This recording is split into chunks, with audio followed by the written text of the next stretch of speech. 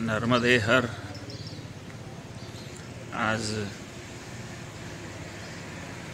परिक्रमेचा 87वा दिवस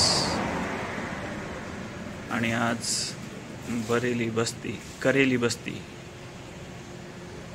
ह्या गावातून आम्ही निघत आहोत। या ठिकाणचे जे मालक आहेत त्यांचं नाव नाही विचारलं आम्ही।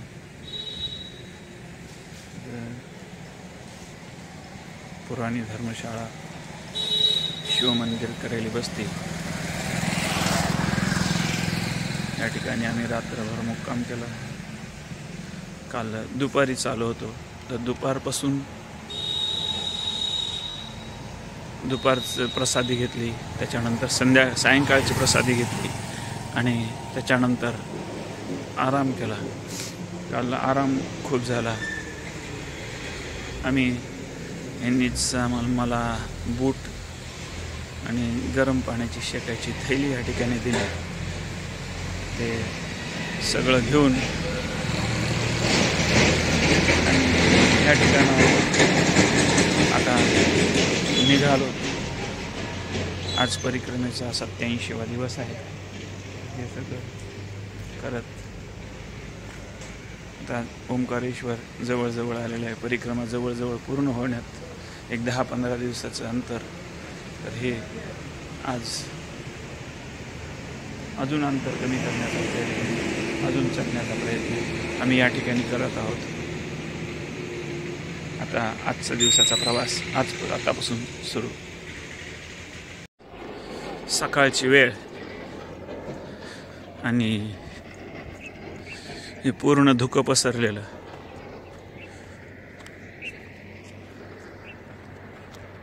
मागे सूर्य उगवतोय पण अजून दिसायचं असं नाव नाही। उजेड फक्त थोडा थोडा पडलेला आहे। समोर झाड आहे पण कसं अंधुक दिसतंय। हे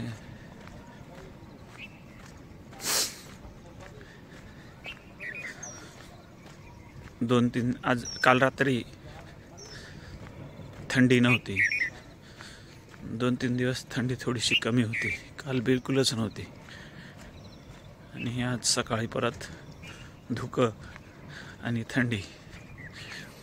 आज मी स्वेटर काही घातलं नाही पण वाटलं थंडी नसेल आणि थंडी पडली। त्याच्यामध्येच हा आमचा प्रवास या ठिकाणी चालू। नर्मदे हर आज परिक्रमेच्या 87व्या दिवशी आम्ही गडरवाडा येथील या हनुमान मंदिरामध्ये या ठिकाणी आलो। आज 4-4:30ला या ठिकाणी ह्या मंदिरामध्ये आम्ही आलो। हनुमान मंदिर आणि महादेवाचं मंदिर या ठिकाणी आहे। या ठिकाणी आलो। नर्मदे हर बाबा। सकाळी आम्ही निघाल्यानंतर सकाळी थंडी नव्हती परंतु नंतर रस्त्यामध्ये थोडा मोठा कोहरा, सगळं धुकं पसरलेलं होतं आणि त्याच्यामध्येच थंडी सुरू झाली। मग सकाळी रात्री थंडी नव्हती तर स्वेटर वगैरे मग मी नंतर त्या हॉटेल प्रिन्स म्हणून आहे त्या ठिकाणी गेल्या वेळेस आम्हाला त्यांनी भोजन प्रसादी दिली होती। त्या ठिकाणी आम्ही आलो होतो। त्यांनी चहासाठी बोलवलं। भागवत काकांनी त्या ठिकाणी चहा घेतला आणि आम्ही पुढे निघालो। मी स्वेटर वगैरे घातला आणि पुढे निघालो। तर पुढे वाटेमध्ये निघाल्यानंतर बटेसरा, बंदेसूर, करबगाव, नारगी, पणारी, बमोरी, बोहनी या ठिकाणी आम्ही आलो। बोहनीला राधाकृष्ण मंदिरामध्ये तिथल्या महाराजांनी आम्हाला दुपारची भोजन प्रसादी दिली। त्याच्यानंतर तिथून गडरवाडा हे फक्त 9 ते 10 किलोमीटर होतं। तर त्या ठिकाणी थोडंसं पुढे आल्यानंतर पचोरी,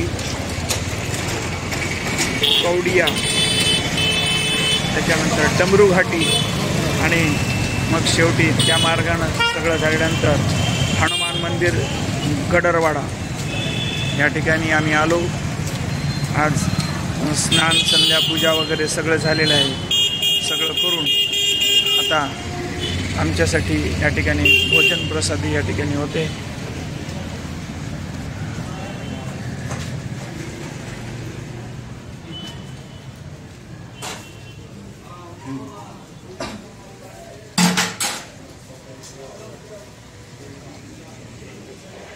आणि हे आमचे सगळे परिक्रमावासी या ठिकाणी भोजन प्रसादीचा स्वाद घेऊन आम्ही या ठिकाणी आराम करणार. नर्मदे.